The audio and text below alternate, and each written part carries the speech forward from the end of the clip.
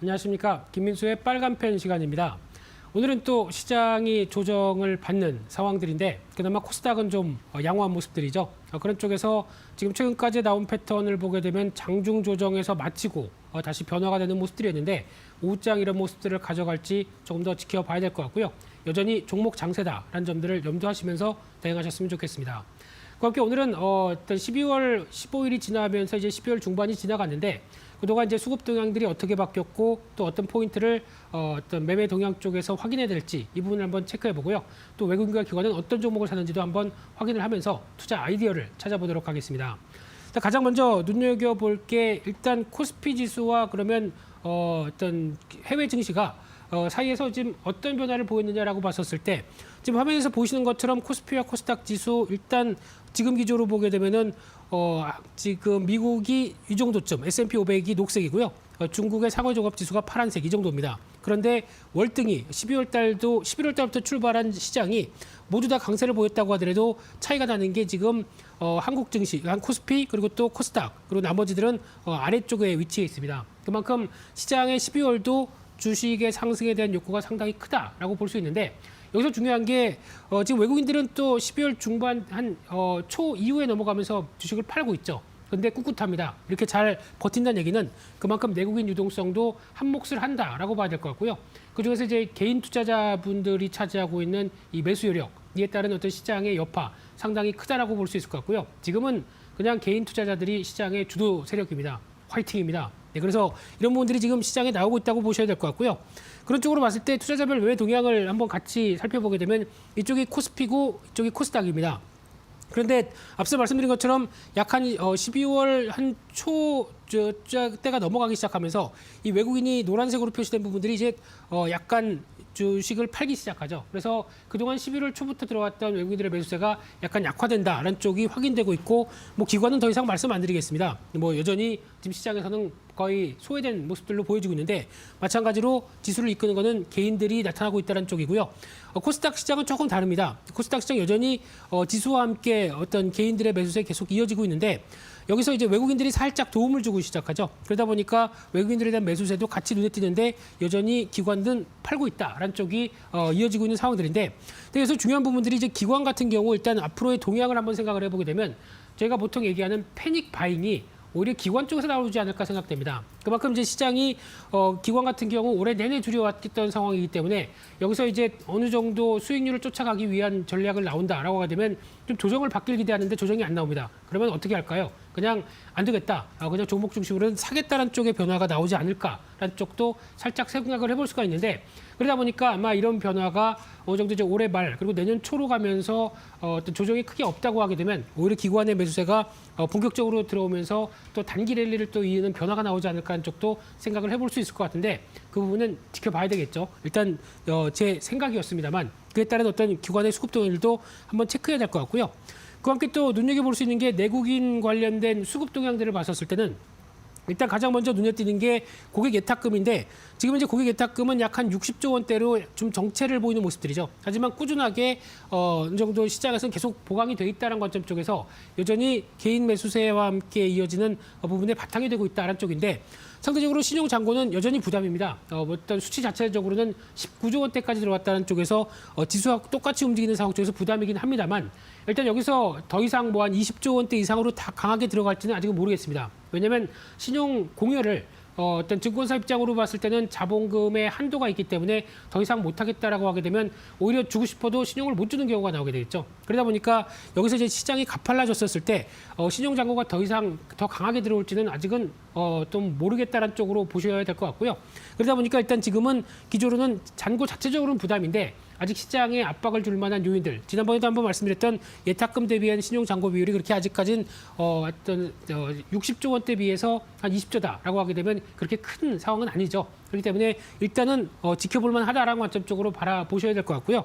그와 함께 또 눈여겨볼 수 있는 게 그러면 이제 외국인들에 관련된 또 환율의 동향들 또 지켜봐야 되겠죠. 그런 쪽으로 보게 되면은 일단 최근의 동향을 보게 되면은 지금 살짝 한번 90대 달러 인덱스 기준으로 한 90대 초반대 들어오게 되면 반등이 나오면서 다시 달러화를 돌릴까라고 보여졌는데 오늘 이제 FOMC 회의가 끝나기 시작하면서 어떤 달러화의 흐름은 일단 다시 90대를 깨러가는 모습 쪽으로 좀 바뀌고 있습니다. 그만큼 달러 약세에 대한 압박들이 상당히 큰 상황들이고요.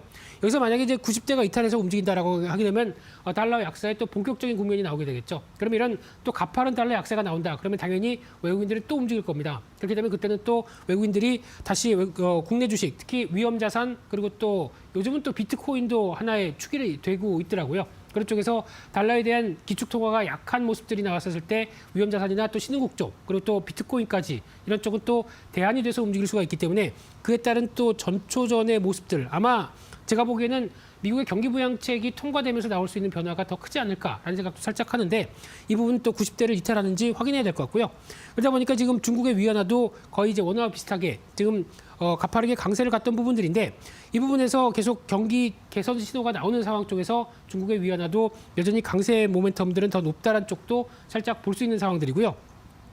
그와 함께 또 눈여겨볼 수 있는 부분들은 업종별 투자자 관련돼서 매매 동향을 한번 살펴봤었을 때 일단 가장 눈여겨볼 수 있는 상황들이 일단 개인은 전기전자 업종들 특히 외국인들이 매도를 하는데도 가장 많이 사면서 시장의 버팀목이 돼서 대표적인 삼성전자, SK하이닉스를 필두로 계속 매수가 들어오고 있다. 특히 지난번에 보셨던 것처럼 삼성전자 우선주 많이 사고 있죠. 배당까지 생각을 하고 있다는 쪽이고요.